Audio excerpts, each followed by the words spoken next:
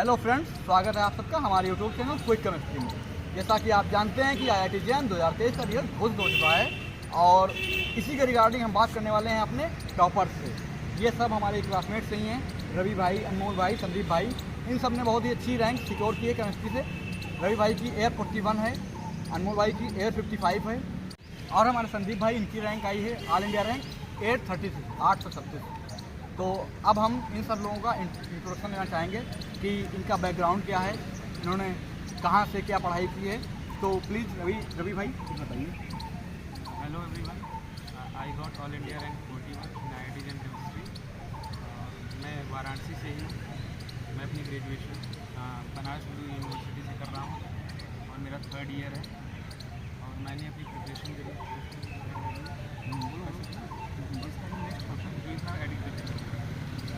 और अब बात करते हैं अनमोल भाई से। My name is Anmol Misra and I am from Lucknow and I have secured all India rank 55 in IIT JAM. Myself Sandeep Kumar and I am from Basti, Uttar Pradesh and I have secured 836 rank in IIT JAM.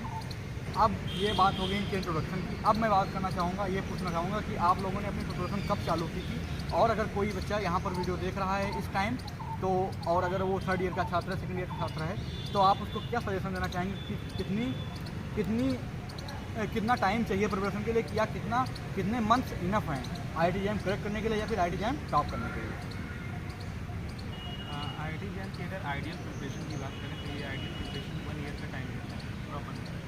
लोग 3rd year में start कर देते हैं, 3rd year में 3rd year की starting में उस time पे स्टार्ट कर देते हैं, और अगर कोई 2nd ईयर से कर रहा है तो उसके लिए एक प्लस पॉइंट होगा स्टार्ट करने का। I think for IIT jam के लिए टाइम जितना मतलब आप हार्ड वर्क कर सकते हैं, मतलब अगर आप 6 महीने में ज़्यादा फोकस कर पा रहे हैं तो वो भी सफिशिएंट है। ये डिपेंड करता है कि कौन कितना टैलेंटेड है या किसको चीज़ें कितनी जल्दी आ रही हैं। अगर आपको जल्दी आ रही हैं तो मतलब ये जैम इतना टफ नहीं होता है, आप 6 महीने में भी कवर कर सकते हैं। मान लीजिए किसी के बेसिक कॉन्सेप्ट क्लियर नहीं है तो उसको 1 साल भी लग सकता है, बट आप थोड़ा बहुत भी अगर हार्ड वर्क करते हैं एंड डेडिकेटेड स्टडी करते हैं then you will crack this exam. ये बात बहुत सही कही अनमोल भाई ने, क्योंकि ये बहुत ही ज़रूरी है कि हर स्टूडेंट की अपनी अलग फोकसिंग टेंडेंसी होती है, अलग समझने की टेंडेंसी होती है। तो उस हिसाब से उसको ज़्यादा या कम टाइम चाहिए होता है एग्ज़ाम को क्रैक करने के लिए। और मैं आगे जो अनमोल ने बात की उसमें कुछ ऐड करना चाहूँगा कि अगर कोई एवरेज स्टूडेंट है जो बहुत ही अच्छा नहीं है पढ़ाई में, ठीक ठाक, तो मैं चाहूँगा कि वो लगभग 15-16 महीने पहले अपने एग्ज़ाम प्रिपरेशन स्टार्ट करें। इसमें क्या रहेगा कि उनके पास बहुत प्रेशर नहीं है, क्योंकि जब हम ग्रेजुएशन में होते हैं तो हमें उस टाइम कॉलेज की भी सेमेस्टर एग्ज़ाम होते हैं, मिड सेमेस्टर होते हैं, उन सब की भी फोकस करना ज़रूरी होता है।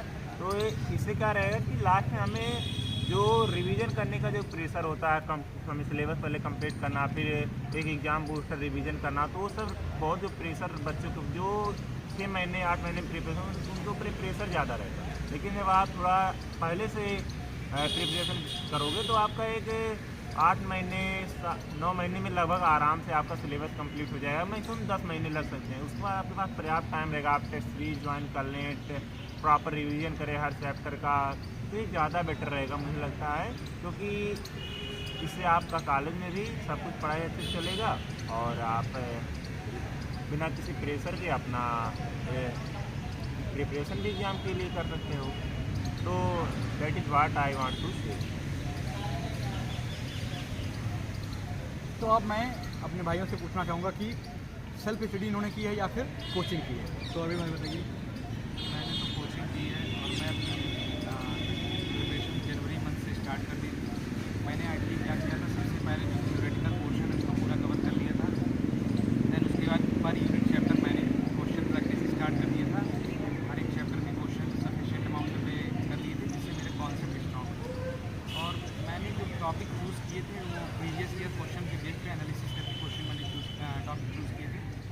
उन टॉपिक्स को मैंने ज़्यादा प्रेफरेंस दिया था जो कि मोस्टली प्रीवियस ईयर में आ रहे हैं, उनके बेसिस पे मैंने किया था। और साथ ही साथ मैं मतलब अलग अलग एग्ज़ाम के लिए क्वेश्चंस प्रैक्टिस किए थे, फॉर एग्जांपल गेट और CSR नेट लेवल के, क्योंकि मान लीजिए अगर एक्सेप्शनली पेपर थोड़ा डिफरेंट आ जाए तो उसके लिए मैं प्रिपेयर रहूँ। और बाकी ऐसे तो हमने कोई खास इंस्टीट्यूट ज्वाइन नहीं किया था। अपन ने तो सिर्फ सेल्फ स्टडी की थी और यहाँ पे मेरे काफ़ी फ्रेंड्स थे जिन्होंने कोचिंग ज्वाइन की थी, तो उनकी बुकलेट लेते थे एंड कोई डाउट पूछता था तो मेरे मित्र हैं सचिन भाई, संदीप, लोगोस और रवि से इनसे काफ़ी डाउट मैं क्लियर कर लेता था। एंड जैसे कोचिंग का तो इतना कोई नहीं है सिनेरियो, यूट्यूब पे भी काफ़ी कंटेंट अवेलेबल है, बट यही है ना कि अगर आपको एक सहारा मिल जाए, जैसे मेरा क्या कि मेरे इधर दोस्त लोग हैं तो हमें इतना कुछ ज़रूरत नहीं पड़ा, बट अगर आपको ज़रूरत पड़ेगी क्योंकि केमिस्ट्री में एक्सेप्शंस बहुत ज़्यादा होते हैं, अगर आप अगर इधर बुक खोल के बैठेंगे और एक्सेप्शन ढूंढने निकलेंगे तो फिर साल बीत जाएगा, तैयारी भी नहीं हो पाएगी। इसीलिए आप मेरे हिसाब से कोचिंग ज्वाइन करना चाहिए।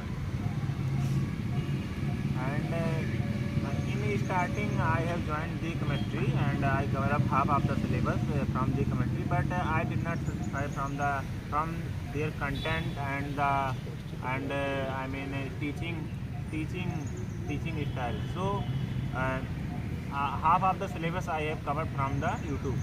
लेकिन एक चीज़ मैं ज़रूर कहना चाहूँगा कि अगर आप YouTube से पढ़ाई कर रहे हो तो सबसे पहले YouTube पे चीज़ें बहुत कुछ अवेलेबल है पढ़ने के लिए। तो आप सबसे पहले अपना माइंडसेट क्लियर रखें कि हमें इस चैप्टर का इस टॉपिक YouTube से पढ़ना है। जैसे कि मान लो आपको रिएक्शन मैकेनिज्म पढ़ना, तो आप रिएक्शन मैकेनिज्म YouTube पे सर्च करके उसका एक टीचर को फॉलो कर लीजिए, आप उसी टीचर से रिएक्शन मैकेनिज्म पढ़ें और इसका सजेशन आप अपने क्लासमेट और अदर किसी ग्रुप से ज्वाइन वहाँ से पूछ सकते हो कि कौन सा चैप्टर इस यूट्यूब चैनल पे अच्छा पढ़ाया गया है। तो इससे आपको बेटर रहेगा, आप अच्छे से पढ़ाई कर सकते हैं, क्योंकि यूट्यूब पे हर चैप्टर हर टीचर बहुत सारे टीचर पढ़ा, सबका अलग अलग क्वालिटी है पढ़ाने का, अलग अलग अप्रोच है, तो आप किसी सजेशन लेके पढ़ सकते हैं। और यूट्यूब पे काफ़ी कुछ है पढ़ने के लिए, तो बहुत ज़रूरी है सिलेक्टिव होना और अच्छा कंटेंट कंज्यूम करना। तो इसके लिए ज़रूरी है कि आप अपना पढ़ने से पहले अपना माइंडसेट क्लियर रखें कि हमें रिएजेंट ही पढ़ना है, हमें पीरियोडिक टेबल ही पढ़ना है, हमें इलेक्ट्रोकेमिस्ट्री पढ़ना है। ऐसा नहीं कि बोल के बैठ गए, कुछ भी जो वीडियो आ रहा है आपके फ़ोन पे उसको चालू करते जा रहे हो, 10-20 मिनट देख रहे हो, फिर अगला वीडियो देख रहे हो अगले यूट्यूब चैनल का, अगले टीचर का। तो ऐसे में आप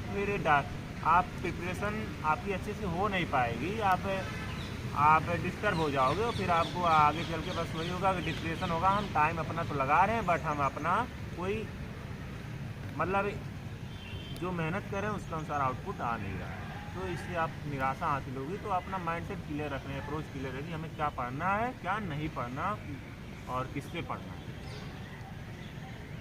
तो कोचिंग और सेल्फ स्टडी पर मैं अपनी तरफ से एक पॉइंट जोड़ना चाहूँगा कि आप कोचिंग करें या फिर सेल्फ स्टडी, बस आपके अंदर डेडिकेशन होनी चाहिए और आप कोचिंग लिए बिना भी क्रैक कर सकते हैं। आप किसी भी एग्ज़ाम को और IIT JAM को भी आप बिना कोचिंग लिए क्रैक कर सकते हैं। अब मैं आप लोगों से ये पूछना चाहूँगा कि आप सिलेबस कंप्लीशन स्ट्रेटजी क्या होनी चाहिए, कि मतलब कितने मंथ्स चाहिए सिलेबस कवर करने के लिए, या किस मंथ तक अगर आपका सिलेबस ख़त्म हो गया तो आप सेफ जोन में रहेंगे, एक टॉप जोन में रहेंगे। मेरे अकॉर्डिंग पर्सनली मुझे लगता है कि 8 months are sufficient for completing 8 month syllabus complete होने के बाद में आप क्वेश्चन प्रैक्टिस पे जा सकते हैं। और अगर बहुत ज़्यादा टाइम लग जाता है आपको सिलेबस कंप्लीट करने में, मान लीजिए 1 साल लग जाता है, दिसंबर तक आप कंप्लीट कर रहे हैं सिलेबस, तो उसमें कोई प्रॉब्लम नहीं है, क्योंकि लास्ट मंथ जनवरी में भी आप प्रिपरेशन आप करके उसको बैलेंस आउट कर सकते हैं।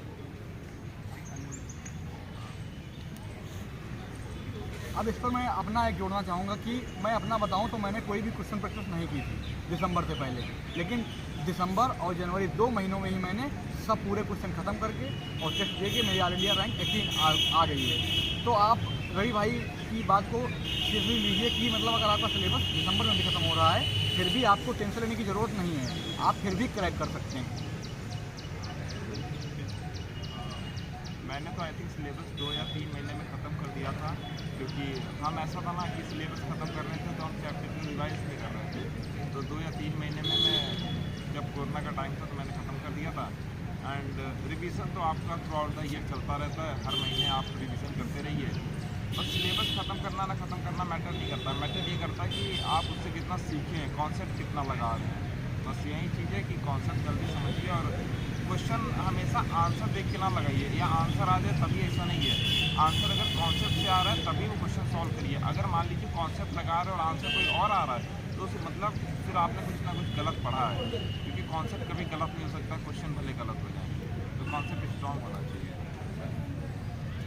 मैं ये कहना चाहूँगा कि अगर ये क्योंकि हम अभी यहाँ जो डिस्कशन कर रहे हैं वो हम एक एवरेज स्टूडेंट की बात कर रहे हैं, तो हमें नहीं कहना चाहूँगी आप सिलेबस कंप्लीट करने के लिए 3 ही महीने का टारगेट है कि हमें 3 महीने में सिलेबस कंप्लीट करना, 4 महीने। आप एक ठीक ठाक टाइम दीजिए, 9 महीने 10 महीने इतना टाइम आप दे सकते हैं बेचे, तो बहुत जल्दबाजी करने की ज़रूरत नहीं है। तो मैं ये कहूँगा कि आप 8, 9, 10 महीने आराम से प्रिपरेशन कीजिए। और जो आप एग्ज़ाम प्रिपरेशन जो आप सबके कुछ फेवरेट सब्जेक्ट होते हैं, जैसे कि मेरा पोर्सन जो है फिजिकल केमिस्ट्री इनऑर्गेनिक फेवरेट है, तो सर आपका भी कुछ पोर्सन फेवरेट होगा, तो आप उसको उसकी क्वेश्चन प्रैक्टिस है और उस चैप्टर के प्रिपरेशन ज़्यादा बेहतर तरीके से कीजिए, क्योंकि आपका स्ट्रांग पॉइंट और वीक पॉइंट पता होना बहुत जरूरी। तो ये मेरा एक सजेशन है कि मेरा फिजिकल पोर्शन अच्छा था इनऑर्गेनिक का, तो मैंने ज़्यादातर फोकस इसी पे किया। मेरा ऑर्गेनिक से थोड़ा मुझे डर लगता था, तो मैं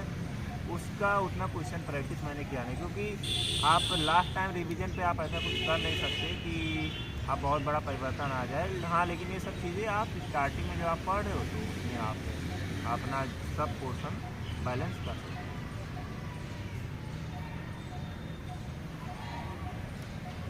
तो मैं बता दूं कि अनमोल भाई ने 2-3 महीने में ही सिलेबस ख़त्म कर लिया था, क्योंकि अनमोल भाई बहुत ही ब्रिलियंट बॉय हैं, ऐसे सब लड़के नहीं होते हैं, एक्सेप्शनल ही हैं।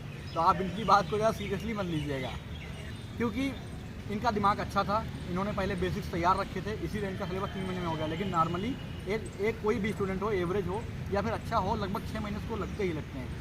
तो अब मैं आप लोगों से ये जानना चाहूँगा कि सिलेबस कंप्लीशन तो आपने बता दिया, लेकिन अगर रिवीजन की बात करें तो रिवीजन में क्या आप लोग कोई मतलब एक अच्छा टिप्स दे सकते हैं, जो एक यूनिक टिप्स हो, जिससे स्टूडेंट्स कम टाइम में ज़्यादा रिवीजन कम समय में ज़्यादा चैप्टर रिवीजन कर सकें? पर्सनली मुझे ऐसा लगता है कि रिवीजन बहुत इम्पॉर्टेंट है एस्पेक्ट किसी भी प्रिपरेशन का। तो उसके लिए मैं subject wise physical chemistry, inorganic chemistry, organic chemistry का डिफरेंट अप्रोच करता हूँ। फिजिकल केमिस्ट्री क्या है, मोस्टली फार्मूला बेस्ड केमिस्ट्री। तो इसके लिए क्या करना है कि पर्टिकुलर आपने कोई चैप्टर पढ़ लिया, उसके रिगार्डिंग जितने फॉर्मूले हुए उनको शॉर्ट नोट्स बना लिए, उसको रिवाइज करते रहिए, आपका प्रिपरेशन होता रहेगा। इनऑर्गेनिक केमिस्ट्री के लिए कॉन्सेप्चुअल पार्ट भी स्ट्रॉन्ग होना चाहिए, क्योंकि क्वेश्चन जो आएंगे डायरेक्ट क्वेश्चन तो आते नहीं, IIT JEM में स्पेशली कॉन्सेप्चुअल पोर्शन आपका स्ट्रॉन्ग होना चाहिए उसके लिए इनऑर्गेनिक केमिस्ट्री। और जितने भी एक्सेप्शंस हैं, जितने भी इंपॉर्टेंट पॉइंट्स हैं, उनके लिए आप स्टिकी नोट्स का यूज़ करिए। उससे आप शॉर्ट में बना के वॉल पे चिपका लीजिए या कहीं डोर पे बैक पे चिपका लीजिए, कि जिससे आपको दिन में या जब भी आप उधर से गुजरें एक नज़र पड़ जाए तो चीज़ें मेमोराइज रहेंगी, ज़्यादा हेल्प भी मिलेगी उसको करने में। और पर्टिकुलरली मैं ऑर्गेनिक केमिस्ट्री की बात करूँगा, तो organic chemistry one of the favourite part है मेरा। उसके लिए मैं कहूँगा कि उसकी प्रिपरेशन कैसे करनी है। तो उसके लिए आपको सबसे पहले GOC बड़ा स्ट्रॉन्ग करना पड़ेगा, GOC एंड स्टीरियो पोर्शन। उसको अच्छे से स्ट्रॉन्ग करने के साथ साथ reaction mechanism, reagent. Organic chemistry की ब्यूटी है कि आपको अगर इसको एक ऑर्डर में नहीं पढ़ेंगे तो आप चाहे जितना उसको पढ़ लेंगे आपको समझ नहीं आएगा, तो उसको आपको एक ऑर्डर में ही पढ़ना है। ऑर्गेनिक केमिस्ट्री लेवल तक अगर आपका कंप्लीट हो जाए तो मैं तो पर्सनली ऐसा सजेस्ट करूँगा कि आप बुक भी मतलब पढ़ें। स्पेशली मैं क्लेडन बुक को बोलूँगा पढ़ने के लिए। रीज़न क्या है कि ऑर्गेनिक केमिस्ट्री में क्वेश्चन ऐसा नहीं है कि आप जो बनाए हैं वो क्वेश्चन डायरेक्ट आ जाए, अलग अलग टाइप के क्वेश्चन आएंगे, अलग अलग कॉन्सेप्ट के आएंगे। अगर आपकी बुक रीडिंग की हैबिट तो आपका माइंड 3 डायमेंशनल में सोच पाएगा, चीज़ों को नई डायरेक्शन में सोच पाएगा। अगर नई चीज़ों सोच लेंगे तो नया क्वेश्चन भी आएगा तो अप्रोच कर पाएंगे आप। क्योंकि कई बार ऐसा होता है कि क्वेश्चन प्रैक्टिस कर लेते हैं, पेपर में जाते हैं, नया क्वेश्चन आ जाता है और माइंड एक टाइम पे उस टाइम पे जो टाइम भी प्रेशर रहता है तो माइंड उस टाइम पे वर्क नहीं करता है। तो मेरा पर्सनली ऐसा रहेगा कि सजेशन रहेगा कि एक बार आपने सारा हिंदी पोर्शन पढ़ लिया, उसको रिवाइज कर लिया, तो बुक रीडिंग पे जाएँ। और स्पेशली मैं ऑर्गेनिकली क्लेडन बुक को सजेस्ट करूँगा। बाकी हमारे आई थिंक मेरे हिसाब से रिवीजन तो काफ़ी इंपॉर्टेंट होता है, और रिवीजन आप उसी का करिए जो आपने टाइम टेबल में लिखा हुआ है। एंड मेरे साथ ये हुआ था, ये मतलब लास्ट ईयर में प्रॉब्लम हुआ था मेरे साथ कि मैं टाइम टेबल से रिवीजन कर रहा था बट क्लास में कुछ और पढ़ाया जाता था, तो और मेरे दोस्त लोग सब उसका आंसर देते थे, तो मुझे काफ़ी डिमोटिवेटेड फील होता था कि भाई देखो हम ये पढ़े नहीं हैं, ऐसा है। लेकिन उस समय मेरे दोस्त सचिन ने एक बात कही थी कि ये ज़रूरी नहीं है कि आज के टाइम पे या आज के दिन पे कौन कितना ज़्यादा ताकतवर है। मैटर ये करता है कि जब जंग फाइनल जंग है तब कौन कितना ज़्यादा ताकतवर है। तो इसीलिए अपन लोग लास्ट तक लड़ेंगे और लास्ट तक अपना कॉन्फिडेंस बरकरार रखिए। आज कोई टॉप कर रहा है तो इसका मतलब ये नहीं फाइनल एग्जाम में भी वहीं टॉप करेगा। इसीलिए आप अपने आप को बेस्ट समझिए। लोगों के ओपिनियन में आप भले बेस्ट नहीं होंगे, लेकिन हम अपने ओपिनियन में बेस्ट हैं भाई। तो अभी जो चीज़ मैं ऐड करना चाहूँगा कि जो बच्चे अभी फर्स्ट ईयर में हैं या वो सेकंड सेमेस्टर में हैं, तो उनसे मैं कहना चाहूँगा कि अभी आपके पास पर्याप्त टाइम है तो आप बुक रीडिंग कर सकते हैं। कोई भी जो जैसे रवि भाई ने बताया कि लेडन की बुक या फिर और बहुत सारे जो स्टैंडर्ड बुक है आप उनको पढ़िए, क्योंकि अभी आपके पास पर्याप्त टाइम है, कोई प्रेशर नहीं है। जब आप सेकंड ईयर में पहुँचे या फिफ्थ सेमेस्टर में पहुँचे तो फिफ्थ सेमेस्टर स्टैंड तब आप कोई कोर्स लीजिए, कोचिंग ज्वाइन कीजिए या अपना एक जो सिलेबस कंप्लीसन वाली टाइम इन पढ़ाई होती है कि हाँ आप चैप्टर वाइज हम पढ़ेंगे, किसी को फॉलो करेंगे, उस तरह की पढ़ाई तब आप आराम से शुरू कर सकते हैं। लेकिन अभी आप अगर स्टार्टिंग में तो आप बुक्स को फॉलो कीजिए। और दूसरी चीज़ ये मैं बताना चाहूँगा कि जो फिजिकल का पोर्शन है, फिजिकल केमिस्ट्री, उसमें काफ़ी सारे फार्मूले होते हैं। तो हम चैप्टर पढ़ लें, जैसे मैंने बात की थर्मोडायनामिक्स की। थर्मोडायनामिक्स बहुत सारे फार्मूले, खासकर जैसे एंट्रोपी के फार्मूले हो गए, एंथैल्पी के फार्मूले हो गए। तो ये जो फार्मूले होते हैं हम चैप्टर पढ़ लेते हैं, लेकिन मान लीजिए 3 महीने बाद आपका कोई अचानक रैंडम क्वेश्चन किसी लड़के ने आपसे पूछ लिया, कहीं मिल गया, तो आपको पता वो फार्मूला नहीं याद आएगा। छोटी छोटी गलती, पता नहीं वहाँ प्लस पहले प्लस था बाद में माइनस था, या dv/dt था या dp/dt था। तो ऐसे छोटे छोटे कन्फ्यूजन आपको आएंगे। तो इसके लिए ज़रूरी है कि फिजिकल केमिस्ट्री के फार्मूलों के लिए आप 60 नोट जरूर बनाएं। इससे आपको काफ़ी मदद मिलेगी, क्योंकि एग्जाम में जब आपको क्वेश्चन सामने आएगा आप तुरंत उसके लिए ज़रूरी होता है आप उसका जो फार्मूला है आपके दिमाग में आना चाहिए। अगर वो चीज़ आपके दिमाग में नहीं आ रहा तो आप क्वेश्चन वो डिस्टर्ब कर देगा आपको। तो इसके लिए बहुत ज़रूरी है कि आप फिजिकल केमिस्ट्री के लिए एक फार्मूले की सीट ज़रूर लेते, क्योंकि सब कुछ पढ़ लेने के बाद जब आप ऐसी गलतियाँ करेंगे, फार्मूला नहीं आता इसलिए क्वेश्चन छूट गया, तो फिर ऐसी चीज़ें आपको बाद में बहुत गिल्ट देंगी। तो ये चीज़ मैं ऐड करना चाहूँगा। और हर चैप्टर का एक अपना कुछ टॉपिक होते हैं, वो काफ़ी टफ होते हैं। जैसे कि मैं बात करूँ इलेक्ट्रोकेमिस्ट्री का, मैं पीएचडी के क्वेश्चन में घबरा जाता था। और ऐसे केमिकल काइनेटिक्स में एंजाइम कैटालिसिस है, और ऐसे थर्मोडायनामिक्स में एंट्रोपी है। तो इन सब ऐसे कुछ टॉपिक होते हैं ना जो आपको हाँ इस टॉपिक में इस चीज़ मुझे डर लगता है, तो आप इस चीज़ को फिगर आउट कर लीजिए फिर हर चैप्टर में। अब जैसे कि हम अगर बात करें स्टीरियो केमिस्ट्री के ऑर्गेनिक स्टीरियो केमिस्ट्री में एक टॉपिक होता है जिसमें हम इनॉन्सोमेरिक एक्सेस के क्वेश्चन होते हैं। इसमें स्टार्टिंग मुझे काफ़ी प्रॉब्लम हुई इसको क्वेश्चन को टैकल करने में। क्वेश्चन को अप्रोच क्या है, कैसे क्वेश्चन को मैं समझ ही नहीं पाता, तो लगाऊंगा कैसे। तो हर चैप्टर में कुछ ना कुछ होता है जो आपको परेशान करता है, तो उसको फिगर आउट करना बहुत ज़रूरी है, क्योंकि फिर एग्जाम में अगर वैसा क्वेश्चन आ गया और बार बार आप उससे परेशान होते रहें प्रिपरेशन करें, तो फिर आपको बहुत ज़्यादा बुरा लगेगा कि यार मैं इससे साल भर परेशान होता रहे और यही क्वेश्चन एग्जाम में आएगा, मैं कर नहीं पाया। तो इस चीज़ को फिगर आउट ज़रूर कीजिए। हर चैप्टर में कुछ ना कुछ प्रॉब्लम होती है। सॉलिड स्टेट में आप देखोगे तो सॉलिड स्टेट में जो मिलर इंडेक्स के जो क्वेश्चन होते हैं उसमें आपको कोई फिगर दे देगा, उसका मिलर इंडेक्स पूछ लेगा, वो भी मेरा वीक पॉइंट था। तो ऐसे फिगर आउट करना चीज़ें बहुत ज़रूरी है।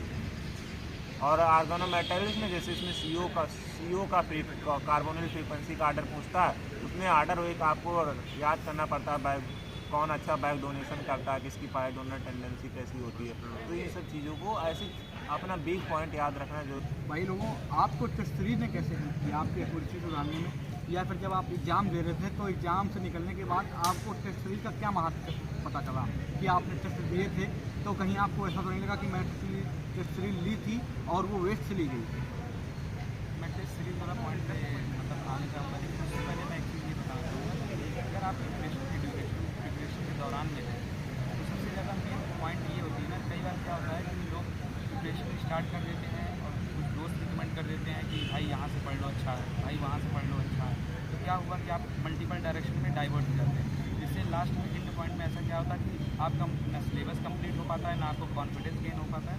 तो मेरा पर्टिकुलर ऐसा सजेशन रहेगा कि एक जगह से आप फोकस होकर स्टडी करें। जहाँ तक बात रही टेस्ट सीरीज़ की, तो टेस्ट सीरीज़ के लिए मैं इतना बोलना चाहूँगा कि आप कोई भी अच्छी टेस्ट सीरीज़ ले लें किसी भी कोचिंग इंस्टीट्यूट का, और ऐसा न सोचिए कि टेस्ट सीरीज़ से ही क्वेश्चन आएगा। ये बहुत कम चांसेस होते हैं कि टेस्ट सीरीज़ के क्वेश्चन आते हैं। वो केवल प्रैक्टिस के लिए वो खाली प्रैक्टिस के लिए। मेन आपको वहाँ से सीखना क्या है, आपको टाइम मैनेजमेंट सीखना है। आपको जितना से ज़्यादा गलती होने के चांसेस हो रहे हैं, गलती करना है। कई बार ऐसा होता है कि बच्चे सीरियस हो जाते हैं, सोचने लगते हैं कि मुझे टेस्ट सीरीज में ऑल इंडिया रैंक बनना है, वहाँ लाने से कोई प्रॉफिट मिलेगा नहीं। तो मेनली क्या है, जितना मिस्टेक हो सकती है आप वहाँ कीजिए। मैं तो ऐसा करता था कि और टेस्ट सीरीज में जहाँ छोटी छोटी मिस्टेक हो जाता था मैं उसको नोट कर लेता था, बाद में क्या करूँ तो रेक्टिफाई कर सकूँ उस मिस्टेक को और उससे अपना बेटर आउटपुट ले सकूँ। बाकी अनमोल भाई आई थिंक मुझे तो टेस्ट सीरीज सॉल्व करने में काफ़ी मज़ा आता था। हम तो एक दिन में 3-3 सब्जेक्ट सॉल्व कर देते थे, क्योंकि इसका ये मतलब होता है ना कि आपने साल भर कितना सीखा और कितना लगा रहे हैं। टेस्ट सीरीज अगर ऐसा वैसा कुछ होता नहीं है, पता है, बस मेन चीज़ ये होती है कि आप जो टेस्ट दे रहे हैं ना उस समय आप कितने शांति तरीके से दे रहे हैं। घबराना नहीं है, क्वेश्चन नहीं आ रहा कोई बात नहीं, बस उस समय मैं देखा हूँ अगर कोई भी पेपर आप शांति तरीके से देंगे ना तो पक्का टॉप करेंगे, ये चीज़ हम देखे हैं। और टेस्ट सीरीज़ का क्या है, जैसे कई सारे मेरे दोस्त लोगों ने अलग अलग जगह टेस्ट सीरीज ज्वाइन की थी, तो मैं उनके एक दो टेस्ट ले लेता था, तो उन चीज़ों से काफ़ी हेल्प की थी मेरी।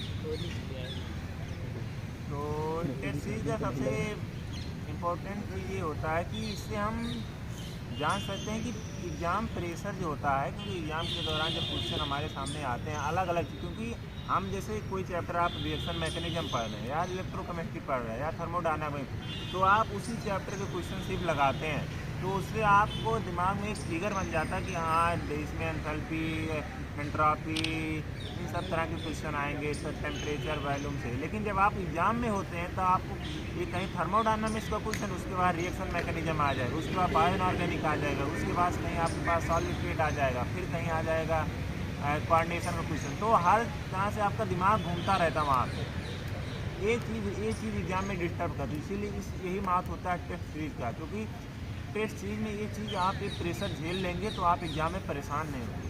और हम जब प्रिपरेशन के दौरान हम क्या करते हैं, हम थर्मोडायनामिक्स पढ़े उसके क्वेश्चन लगा रहे हैं, केमिकल काइनेटिक्स पढ़े उसके क्वेश्चन लगा रहे हैं, तो ये चीज़ आसान होता है। इसमें आपकी एक्यूरेसी ज़्यादा बेटर रहेगी। आपको केमिकल काइनेटिक्स के 25 क्वेश्चन दे दिए जाए, बहुत चांस है कि आप उसके 17 क्वेश्चन लगा दें, 18 क्वेश्चन लगा दें। लेकिन अभी आपको 25 क्वेश्चन 25 चैप्टर के दे दिए जाए केमिस्ट्री के, तब ऐसा ज़रूरी नहीं कि आप 18 क्वेश्चन लगा दें, 19 क्वेश्चन, तब आपको हो सकता है 15 क्वेश्चन ही एक्यूरेट सही रहे, 14 क्वेश्चन सही रहे।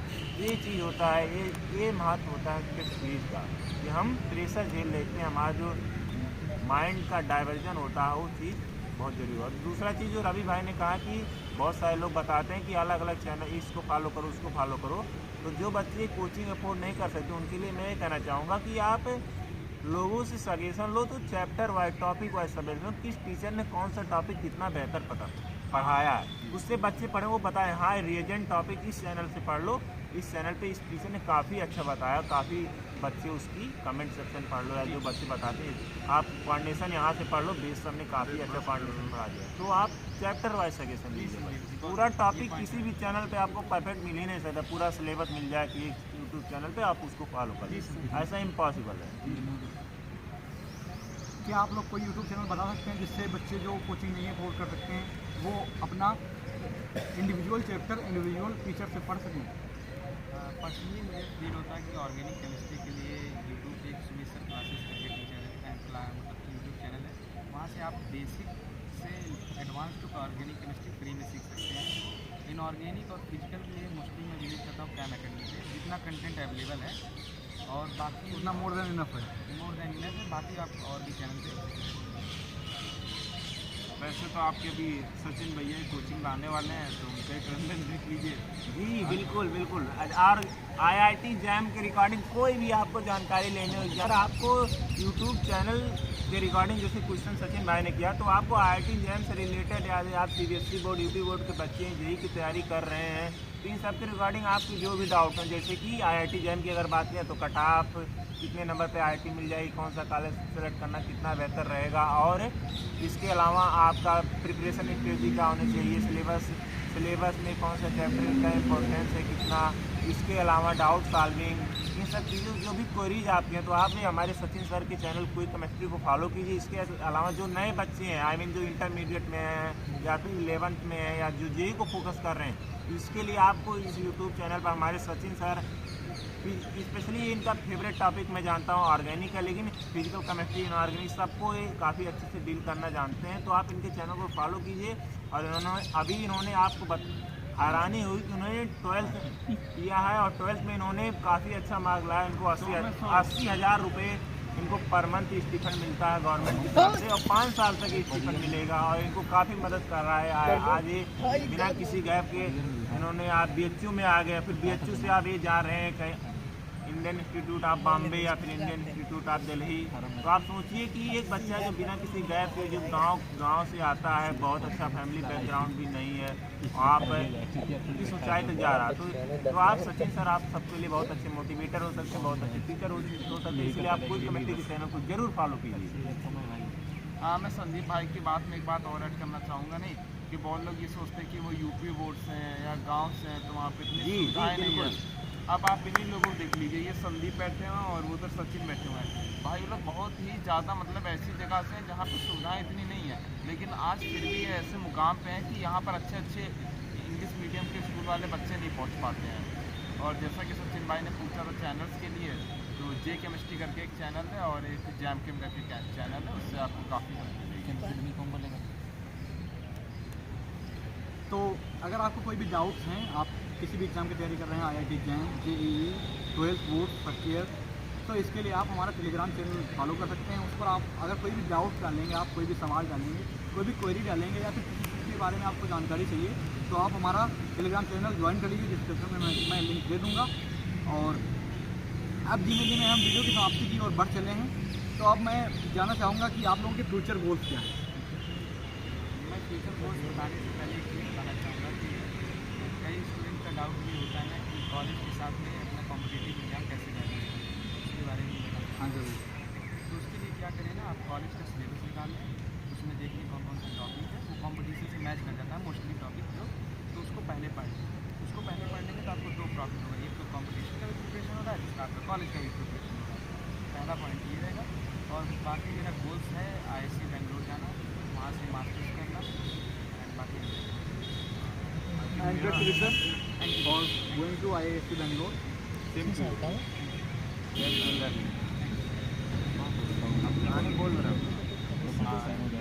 मेरा गोल है, आई थिंक मैं ऑफिसर बनना चाहता हूँ बड़ा होके। अभी उसकी राह पे चल रहा हूँ। IT पे जाके एक बेटर प्लेटफॉर्म मिलेगा, वहाँ पे लोग काफ़ी अच्छे होंगे, काफ़ी सपोर्टिव होंगे, इसीलिए IT जैम एग्ज़ाम दिया था। एंड आगे चल के मैं अपने मम्मी पापा का सपना पूरा कर सकूँगा और उनको प्राउड फील करा सकूँगा।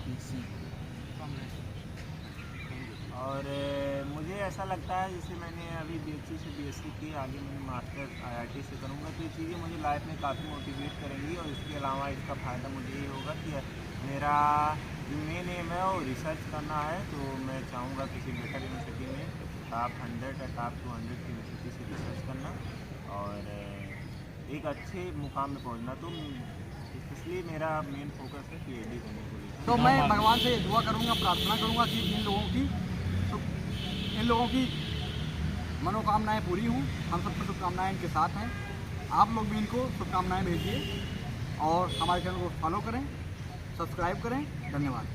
मैं एक बात ऐड करना चाहूँगा कि सचिन सर बहुत ज़्यादा आप लोगों के लिए हार्ड वर्क कर रहे हैं और इनके चैनल को सब्सक्राइब कीजिए, फॉलो कीजिए और साथ ही साथ ये आप लोग के लिए नया कंटेंट है। Thanks for watching.